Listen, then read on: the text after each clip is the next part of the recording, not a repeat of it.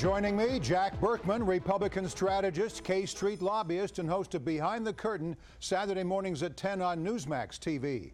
Also, John Neffinger, Democratic strategist and author of Compelling People. Will the Republicans put on a more civilized debate this week? No name-calling, no real fireworks. For once, they focused on policy. We're going to come up with solutions. We're going to find the answers to things. And so far, I cannot believe how civil it's been up here. The candidates discussed entitlement reform, the role of Muslims in American society, and climate change. Any standout moments, John? Well, you mentioned climate change. That was the last thing I thought we were going to hear about from the Republican candidates. But it seems at this point like they're kind of scraping the bottom of the barrel. We have seen these guys a lot of times now. They've said what they're going to say. There wasn't a lot of new ground last night, and they didn't seem to want to make very much news either. They were happy to stand pat with where they are in the Republican voters' minds, I think. Jack, it appears Trump wants to be seen as more presidential. At this point, can he walk back some of his more extreme positions, or do Democrats have too much ammunition? Well, they'll have a lot of ammunition. The answer to that is no. Two things we saw last night, Morris. One is that Trump is starting to pivot. Trump knows he's the winner. I think everybody else deep down knows he's the winner. He's pivoting and taking more centrist positions and calming down as he moves toward the general election. So we're already preparing for Hillary. The other thing is we've been waiting for when Trump would dial it back. We've been asking that question for a year and a half. We have. When will Trump dial it back? Trump has dialed it back. He's now preparing for the general election. Trump also picked up a key endorsement from Ben Carson. Donald Trump talks a lot about making America great, but it's not just talk, he means it. I'm going to be helping him. Others are going to be helping him. Meanwhile, another outsider, Carly Fiorina, threw her support behind Senator Ted Cruz. Which endorsement matters more, John? I think Ben Carson's matters more.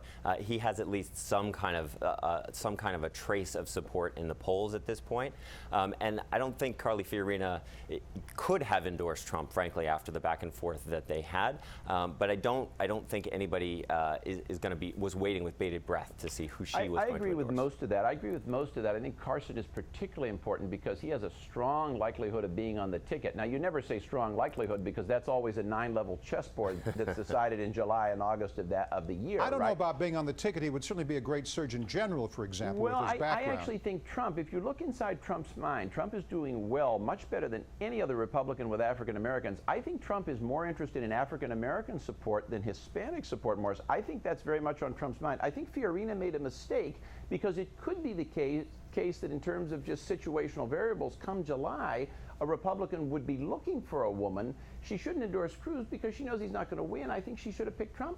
Good point. Tuesday is a critical day for the GOP contest with winner-take-all primaries in Ohio and Florida. Politico reports Marco Rubio is adopting the Mitt Romney strategy, asking his supporters to vote for Governor John Kasich in Ohio and asking Kasich supporters to vote for him in Florida. The goal is to slow down Trump's momentum and survive to the convention.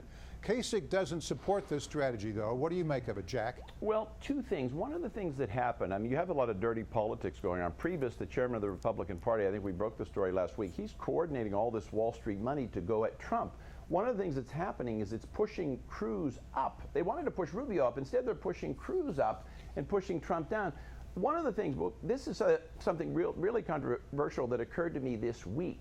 If you're Marco Rubio, the only way you can win this is with a brokered convention. The best way to have a brokered convention is actually if Kasich and Cruz do really well. This will sound strange, but if you're Rubio, you now have a vested interest in Ted Cruz doing very well. I'm not sure he understands that, but if you think about the race to 1227 and the possibility of a brokered convention, it's true. John, as the Democrat in the group, are you just kind of looking down on this, smiling? To some degree, I would disagree. I think everybody understands that right now. I think everybody sees Trump is going to come in first. The question is, does he get the majority, or do you get to the brokered convention? It wasn't that long ago when we were really seriously talking about having Republicans competing to be the anti-Trump, who was going to get that lane, as it were. But now it's just a question of, can we get to the brokered convention so that somebody can deny him? It's unlikely. I mean, 1227, the likelihood, remember, you go to winner take all in just a few days, March 14th, everything becomes winner take all. So the likelihood of a brokered convention under these new rules, under the old rules it was tough, under the new rules it's very virtually impossible. But if you're Rubio, that's all you can hope for. Before we move to the Democratic primary race, let's head to North Carolina. A 78-year-old man is charged with assaulting a protester at a Donald Trump rally in Fayetteville. He sucker punched a black protester as officers led him out of the building. Now, Trump addressed the incident during this week's debate. People come with tremendous passion and love for the country. And when they see protest, in some cases, you know, you're mentioning one case, which I haven't seen, I heard about it, which I don't like. I certainly do not condone that at all. Still, Trump's speeches have been laced with violent imagery. He once told a crowd he would like to punch a protester in the face. Is he responsible for this, Jack? Oh, no, you can never. You know, with campaigns, Morris, I've been involved in 100 different campaigns. These are giant rallies. The candidate barely knows. Well, he's whipping them up, though. Oh, sure, he whips them up. The media is in a frenzy to brand Trump as a racist, which just isn't true. Look at what Trump mentioned last night about the Today Show with NBC News saying, oh, the Trump salute is a Hitler salute. Everybody knew that's just a ridiculous attack on Donald Trump. I think he did well pointing it out. John, it makes the Democratic debates look very mild. What do you think about Trump's and the imagery he's conveying here? Yeah, I think it's a big problem for him. And I think there's a question among political minds now whether Trump being the nominee is going to bring in a lot of fresh new people to the Republican Party or whether it's going to really sink their chances all the way down the ballot. This kind of behavior points very decidedly in the second direction, that you can cut the attack ads just watching the news. This is not pretty stuff, whether it's from race or whether it's from something else. It is very ugly. It is very unusual for American politics. Right here. Go for it, Jack. Trump will he will choose Ben Carson as his running mate. He will defeat Hillary Clinton because he'll win Pennsylvania and Michigan, and Republicans will hold the Senate in large measure because of Donald Trump. Happy to take that Write bet. that down, everybody. Yes, Mark your please do. calendars. Now, on the left, Hillary Clinton is more than halfway to the nomination. She holds a commanding delegate lead over Bernie Sanders and leads the polls in Florida and Ohio. But Sanders posted a surprise win in Michigan last week. What does that portend for the general election, Jack? Oh, I don't know. Sanders continues to live on. I mean, I was watching the debate earlier in the week with the Dems. I mean, there's a clear choice. There's a really clear choice on the Democratic side. If you want a progressive who genuinely believes in his agenda, I mean, I've known Bernie for years. The irony is I may know him the best of the field. I've been friends with Bernie Sanders for 25 years. He's a wonderful guy. And you're a lobbyist. You're a Republican lobbyist. I just happen to disagree with him by 179 degrees. He's a terrific person, and he's very genuine about what he believes, and I think a lot of Democratic primary voters sense this. John, are you surprised that Bernie's doing so well? Wouldn't you like to see just Hillary move on without any competition? I mean, the discontent out there is reflected on both sides, and the support for Trump and the support for Bernie. What's difficult for Secretary Clinton is that she's trying to actually talk about what she would do as president, and she's competing with Bernie Sanders, who's painting this total fantasy picture of things that everybody knows he can't get done, but it's, of course, very appealing. So I do think he's going to stay in the race for a little while longer. Hopefully that will be more to the benefit of the party. The Democratic base is all about fantasy. Okay. What's your prediction for Michigan, John?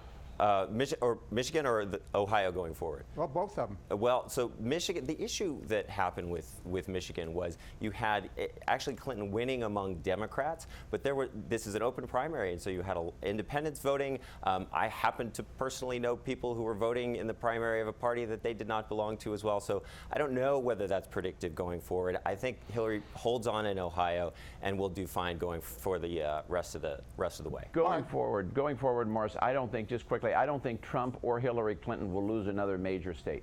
All right, and you've already got Hillary defeated in the general election, so it's over, Jack. All right, before we go, let's talk about the Supreme Court. No one appears to be giving any ground. We expect President Obama to nominate someone as early as this upcoming week. Republicans say they won't consider it, but there's a political risk here. More than 60% of Americans support Obama's right to choose the next Supreme Court nominee. What would you do, John?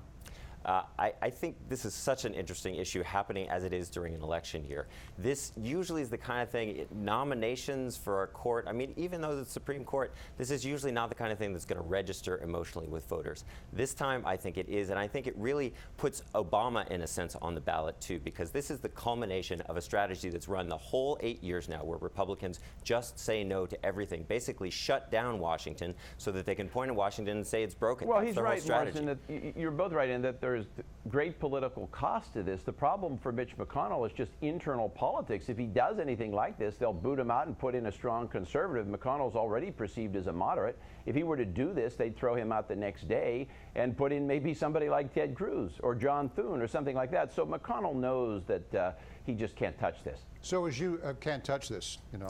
I'm thinking about the song right now. So are you saying this is all DOA, Jack? Yeah, it's DOA. McConnell might go as far as allowing Senate Judiciary to hold hearings just to show that. Just to pretend they're doing their jobs like the Constitution tells them to? Correct, just to pretend. That's exactly right. But I'd be shocked, Morris, if it goes any further than that. All right, Jack Burkman, Republican strategist, John Neffinger, Democratic strategist, the best political panel on TV. Thanks to you both. Thanks guys.